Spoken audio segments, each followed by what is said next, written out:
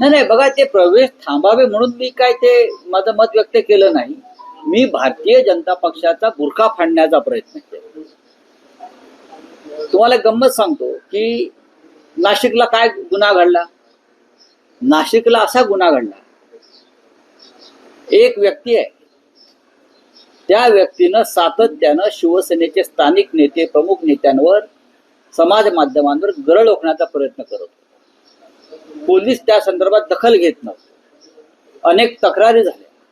ती व्यक्ती ब्लॅकमेल करत होती सातत्यानं सगळ्यांना, आरटीआयच्या माध्यमातून किंवा सोशल माध्यमांवरून. अशा वेळेला जर पोलीस दखल घेत नसतील आणि त्याचा समाजाला उपद्रव होत असेल तर शिवसैनिकांनी तिथे जाऊन त्याच्या कानफडात नक्कीच मारली असेल. हा गुन्हा आहे का? तर गुन्हा नाही. पोलिसांना कारवाई करणं काय करते तुमचं सायबर सेल. पण त्यानंतर पोलिसांनी या आमच्या पदाधिकाऱ्यांवर अटेम्प्ट टू मर्डर पासून रॉबरी म्हणजे दरोडेखोरीपर्यंत गुन्हे दाखल करून त्यांच्यावर दबाव आणला. कोणी? गिरीश महाजन. हे अँटिसिपेटरी म्हणजे अटकपूर्व जामिनासाठी बाहेर गेले, बाहेर राहिले, फरारी झाले. आणि हे फरारी असताना भारतीय जनता पक्षानं सांगितलंय आमच्या पक्षात प्रवेश केला तर तुमच्यावरती केसेस काढतो. काय? पोलिसांना मिळत नाहीये, गुन्हे दाखल आहेत.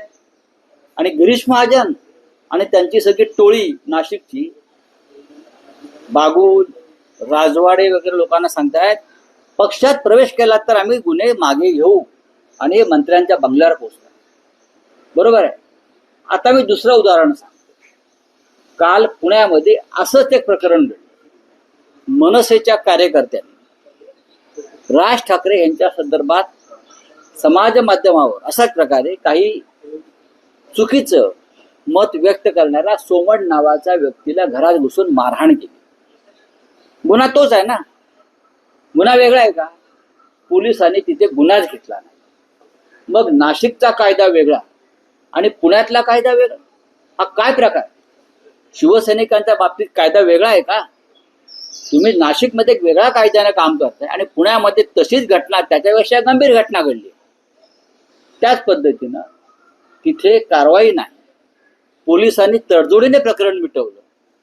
आणि नाशिकमध्ये तुम्ही अनेक 12, 13, 14 कलमं लावली की हे सुटू नयेत.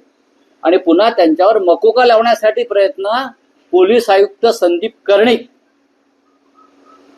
यांनी सुरू केले. त्यातून हे सगळे प्रकार राजकीय घडले. गिरीश महाजन हे या राज्याचं गृह खातं चालवतायत की गुंड टोळ्या चालवतायत.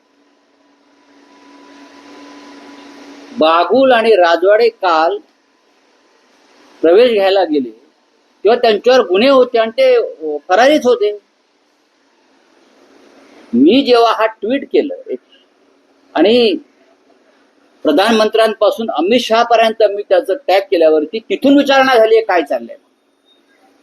आणि त्यानंतर हे प्रवेश थांबवले प्रधानमंत्री कार्यालयाने. हे तुम्हाला मी सांगतो. हे काय चाललंय? पुण्यातला एक कायदा, नाशिकचा एक कायदा, मुंबईतला एक कायदा, काय प्रत्येक गावासाठी वेगळा कायदा केलाय का देवेंद्र फडणवीसांनी? आणि गिरीश महाजनला त्यांचं प्रमुख केलंय का? गिरीश महाजन गुंड टोळ्या चालू. गिरीश महाजनांची 100 प्रकरणं माझ्याकडे आहेत. कशा प्रकारे पोलिसांवर दबाव आणतात, ते कशा प्रकारे गुंड टोळ्या चालवतात आणि गुंडांना प्रवेश देत आहेत गुन्हेगारांना, त्याचा संपूर्ण चार्ट माझ्याकडे आहे आणि तो मी देणार आहे.